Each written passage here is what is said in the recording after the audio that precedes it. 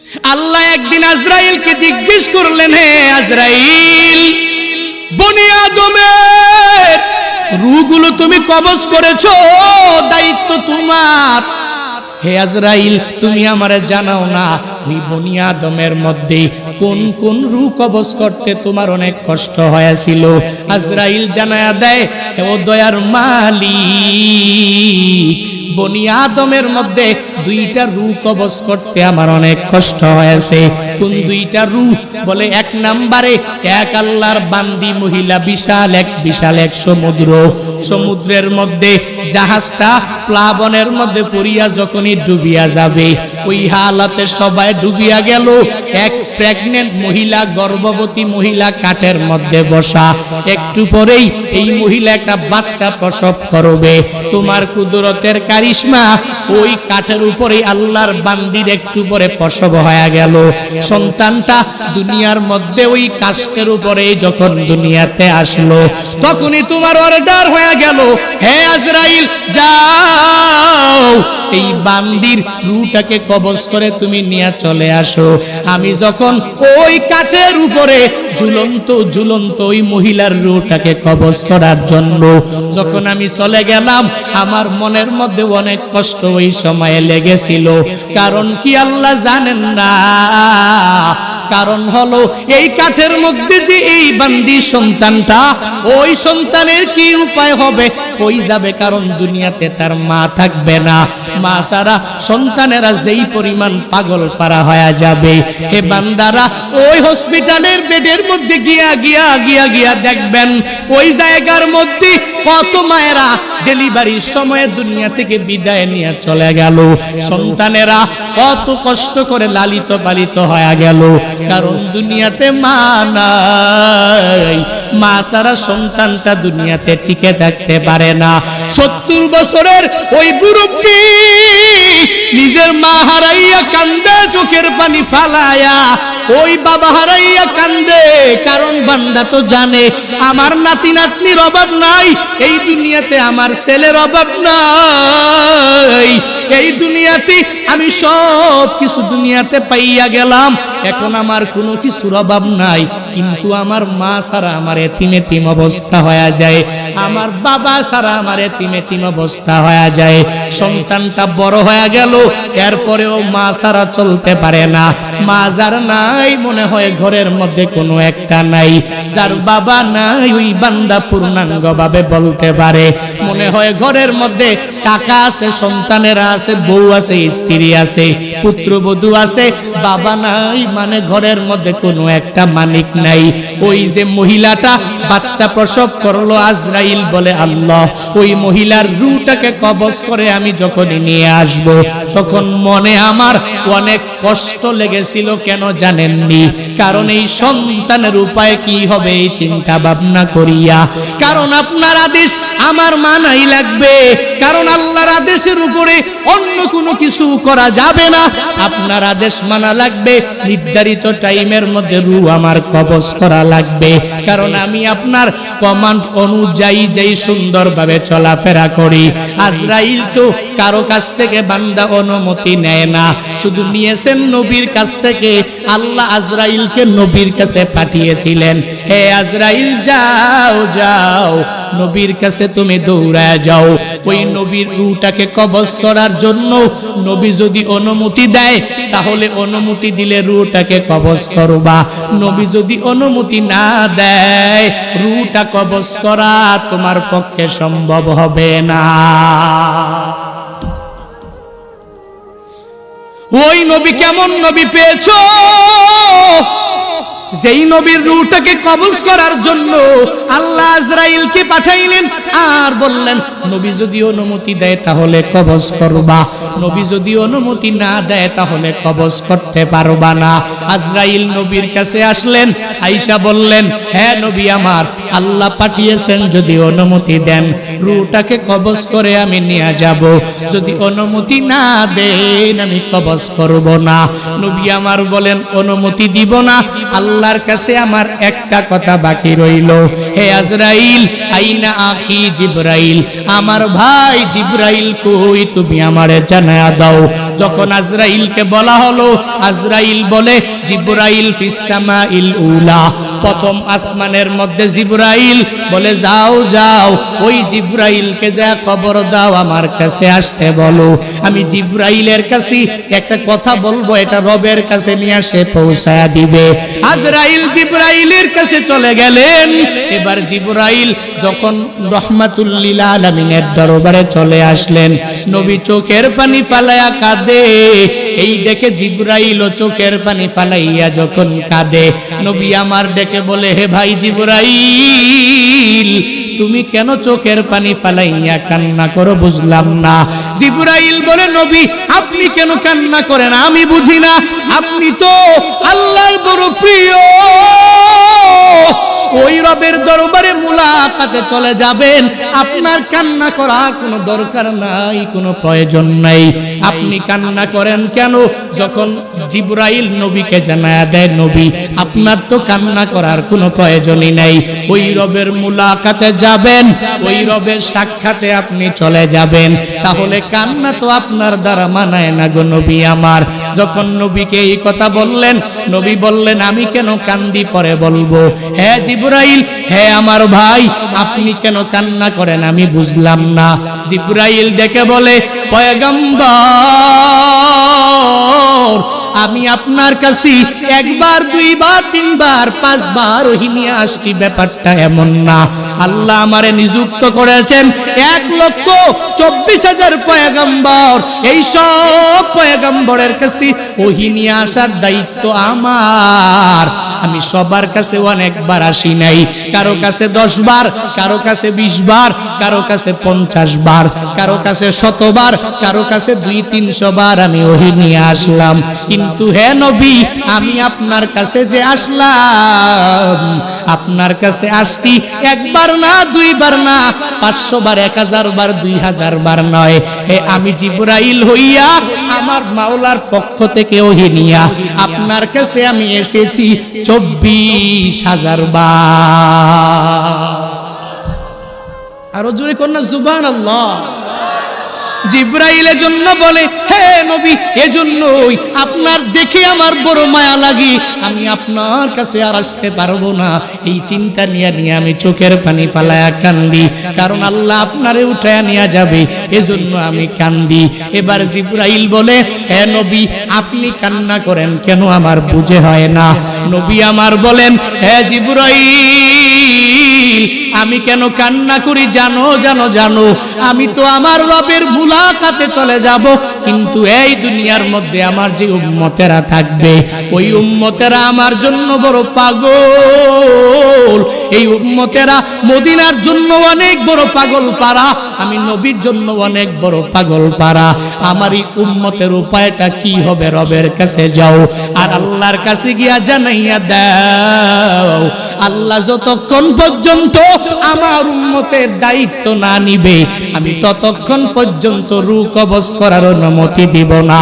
জিবরাইল চলে গেলেন মাওলার দরবারে যাইয়া আল্লাহর কাছে বললেন, ও মালিক আপনার পয়গম্বর রূহ কবজ করার জন্য অনুমতি দেন না।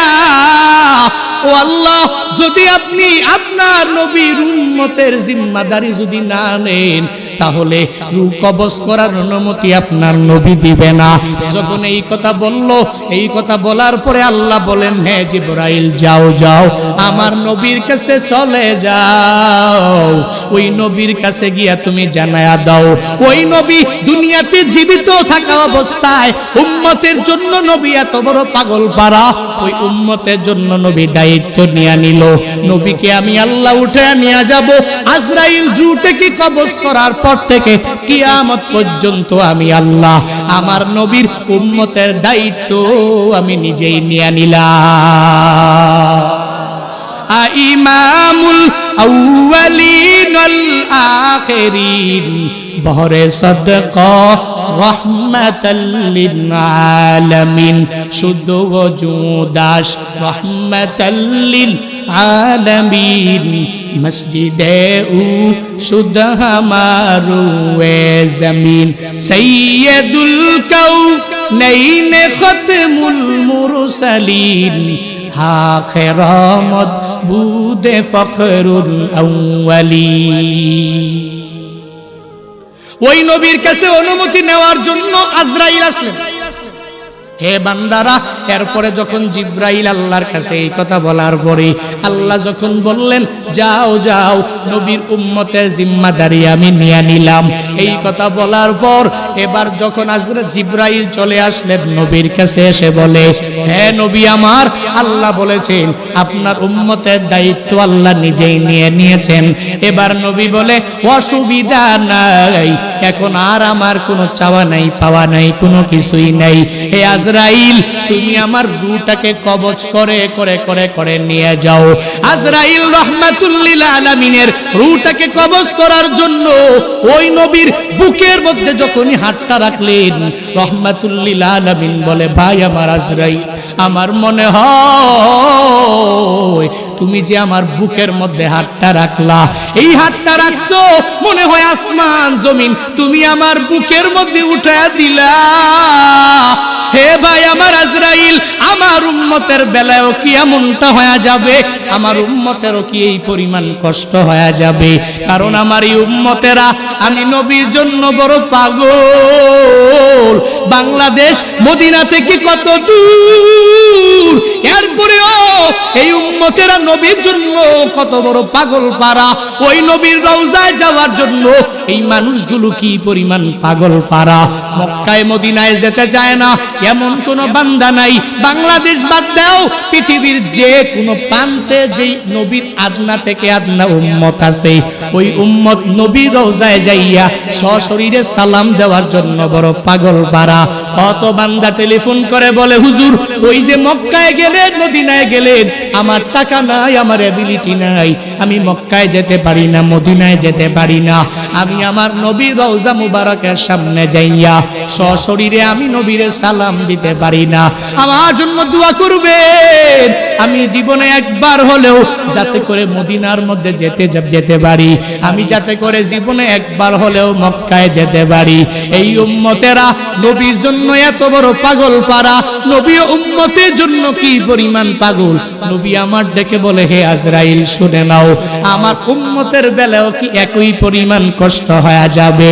আজরাইল বলে, নবী না না না, আপনার উম্মতেরা যদি আপনার সুন্নতের উপরে আমল করে করে যদি দুনিয়ার মধ্যে চলতে পারে, আপনার রবের আদেশ মানিয়া মানিয়া যদি চলতে পারে, ওই রবের ক্ষমা নিয়ে যদি সামনে আগাইয়া যেতে পারে, তাহলে শুনেন নবী আমার, এদের জানটাকে এদের রূহটাকে কবজ করার সময় তারা উপলব্ধিও করতে পারবে না, তারা টেরও পাবে না। ছোট্ট বাচ্চা মায়ের কুলের মধ্যে যেরকম ভাবে দুধ পান করে, ওই ছোট্ট বাচ্চার কোনো টেনশন নাই, কোনো চিন্তা নাই, ঠিক একই রকম ভাবে দুনিয়াতে যেই বান্দা মুমিনে কামেল হয়ে যাবে, নবী আপনার খাঁটি উম্মত হয়ে যাবে, এরকম কষ্ট হবে না, সুখে শান্তিতে এদের রূহটাকে কবজ করা হবে। তবে নবী, যারা দুনিয়াতে আপনাকে মানবে না, আল্লাহর আদেশ অনুযায়ী নিজের জিন্দেগিটা চালাবে না, হে নবী, যারা দুনিয়াতে আপনার কমান্ড অনুযায়ী যেই সুন্নতের আমলগুলো যারা করতে পারবে না, নবী তাদের বেলায় একই রকম করা হবে না। বলে একটা জীবন্ত খাসি, ওই খাসিটাকে যদি কোনো বান্দা জবাই না করে, আস্ত যদি ওই খাসির চামড়াটা যদি ছিলে ফেলে, যেই পরিমাণ কষ্ট খাসিটার হয়ে যাবে, এর চাইতেও বেশি কষ্ট হয়ে যাবে। যেই বান্দা নামাজ পড়ে না, যেই বান্দা রোজা রাখে না, যেই বান্দা নেক আমল করে না, তার এর চেয়েও বেশি বান্দা কষ্ট হয়ে যাবে রূহটা কবজ করে। তো বারংবার বলি, নবীর বেলায় অনুমতি নেওয়া হইল, আজরাইল আসলেন নবীর বেলায় নিলেন, তোমার বেলায় আমার বেলায় কশিন কালেও নেওয়া হবেনি, হবেনি নেওয়া। ওই যে আল্লাহ আজরাইল রেজি গাইলেন দুইটা রূহ কবজ করতে তোমার কষ্ট হয়ে গেল। এক নম্বরে ওই কাস্টের উপরে ওই মহিলার রূহটাকে কবজ করতে কষ্ট হয়ে গেল। 2 নম্বরে কোন রূহ আজরাইল জানায়া দেয়, হে আল্লাহ, বাদশা সাদ্দাত 300 বছর লাগাইয়া কত দামি কল্পিত স্বর্গ দুনিয়াতে বানাইলে, কত টাকা পয়সা দিয়া, কত কষ্ট করিয়া এত বড় কল্পিত স্বর্গ দুনিয়াতেই স্বর্গ বানালেন, এত সুন্দর করে বানালেন। ওই বাদশা সাদ্দাত ওই জায়গার মধ্যে যেতে পারে নাই। যখন নিজের ঘোড়াটা নিয়া সব কাজ কমপ্লিট করে স্বর্গের মধ্যে ঢুকবে, একটা পা ঘোড়ার উপরে আর একটা পা তার স্বর্গের মধ্যে রাখলো। এমন অবস্থায় আল্লাহ বলেন, হে আজরাইল যাও যাও, ওই সময়ে সাদ্দাতের রূহটাকে তুমি কবজ করে নিয়ে আসো। আজরাইল বলে, মালিক, ওই সময়ে সাদ্দাতের রূহটা কবজ করতে আমার কষ্ট লেগেছিল। কারণটা কি জানেননি? কারণ হলো এত কষ্ট করিয়া টাকা পয়সা দিয়া স্বর্গ বানাইলো, এই স্বর্গের মধ্যে ঢুকার মতো অ্যাবিলিটি তার হয় নাই। একটা পা ঘোড়ার উপরে আর একটা পা সে রাখলো তার স্বর্গের মধ্যে, ঘুইরা ঘুইরা দেখবে ওই পরিমাণ হায়াতটাও সে পাইল না। আল্লাহ বলেন, হে আজরাইল, তুমি জানো না? তুমি তো জানো, শুধু উপরের খবরগুলো, ভিতরের খবরটা তো জানো না। ওই যে জাহাজের মধ্যে কাস্টের উপরে যেই মহিলার রূহটাকে তুমি কবজ করলা, ওই মহিলার রূহটা কবজ করতে তোমার কষ্ট লেগেছিল। ওই মহিলা প্রসব করেছে যেই বাচ্চা, ওই বাচ্চাই হলো তুমি যেই বাদশা সাদ্দাতের কথা বলো, ওই মহিলার বাচ্চাই হলো বাদশা সাদ্দাত। এই সব কিছু বইলা বইলা কি বুঝাইতে চাই? মরণ হবে কি হবে না, কোন সময় হবে এই গ্যারান্টি আসেনি, কেউ দিতে পারবে? ডাক্তার, মা বাবা কেউ দিতে পারবে না, কেউ পারবে না।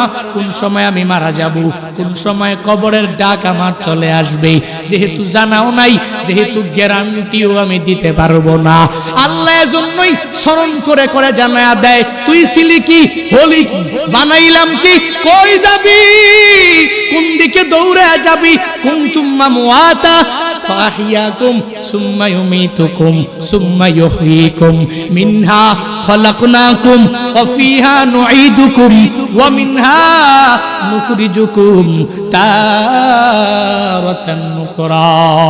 আল্লাহ বলেন, তুই ছিলি কি, এই মাটি থেকে বানাইলাম, আবার যাওয়া লাগবে কবরের মধ্যে, আবার ওখান থেকে আমি আল্লাহ আবার তোরে উঠাবো। আমি আল্লাহর বিচারের কাঠগড়ায় তোর দাঁড়াইয়া যাওয়া লাগবে। এজন্য বলি, হে কুমিল্লা এলাকার মানুষেরা, হে লালমাই এলাকার মানুষেরা, হে শিশপুর এলাকার মানুষেরা, হে ইউনিয়নের মানুষেরা, শুনে নাও, তোমাদেরকে বলে যাই, এখন থেকেই নামাজ পড়বা, এখন থেকেই রোজা রাখবা, এখন থেকেই নেক আমলের লাইনে আগাইয়া যাওয়া লাগবে। কালকে পড়বো, এর পরের দিন পড়বো, এক সপ্তাহ পরে ভালো হয়ে যাব, ওই গ্যারান্টি আমার মাঝেও নাই, তোমার মাঝেও নাই। কারণ যে কোনো সময় কবরের ডাকটা বান্দা চলে আসতে পারে, যে কোনো সময় ওই কবরের ডাক চলে আসলে বান্দা তোমার চলে যাওয়া লাগবে। হে যুবকেরা, বাইক নিয়ে যে এত দৌড়াও, ওই কত কত দামি দামি বাইক কিনা বাইকাররা রাস্তার মধ্যে পড়ে অ্যাক্সিডেন্ট করে সাথে সাথে মারা গেল। এই যে 2-3 দিন আগেও নিজের চোখে তাকায়া দেখলাম একটা বাইক এক জায়গায় পড়ে আছে, ওই বাইকের যে বাইকার সে লাশ হয়ে পড়ে আছে। এরকম বিভিন্ন জায়গায় প্রতিদিন ফেসবুকে, ইউটিউবে, বিভিন্ন জায়গায় তাকায়া দেখ, শুধু বাইক অ্যাক্সিডেন্ট, অভাব নাই, একটা না একটা হয়ে গেল। ওই বাইকার জানে না এখনই আমি মারা যাব, সে যদি জানতো তাহলে বাইক নিয়ে বের হইতো না, এত পাগল পারা হয়ে দুনিয়াতে ঘুরতো না। এজন্য বলি, যে কোনো সময় মরণ হয়ে যেতে পারে, আমিও জানি না, তুমিও জানো না, কেউ জানে না। এজন্য বাড়িতে যাইয়া এখন থেকেই 5 বেলার নামাজে তুমি হয়ে যাও, এখন থেকেই নেক আমলের লাইনে অগ্রগামী হয়ে যাও, তুমি আল্লাহর ওলি হয়ে যাও।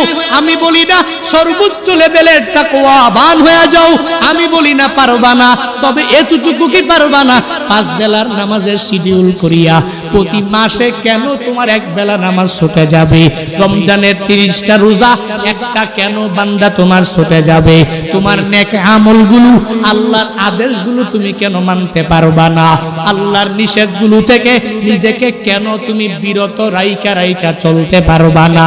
যেই হুজুরেরা, যেই পুরুষেরা, যেই নারীরা 5 ওয়াক্ত নামাজ পড়ে, রোজা রাখে, নেক আমল করে করে সময়টা কাটায়, তার তো এত লস হয় না। দুনিয়া বিলাইনে সে অনেক ঠকে যায় এমনটাও বান্দা নয়। তুমিও তো ঠকবা না। কেন ঠকবা? বরং 5 বেলার নামাজি যেই বান্দা, তার দ্বন্দ্বৌলতের মধ্যে বরকত দিয়া দেন কে? জোরে বলেন।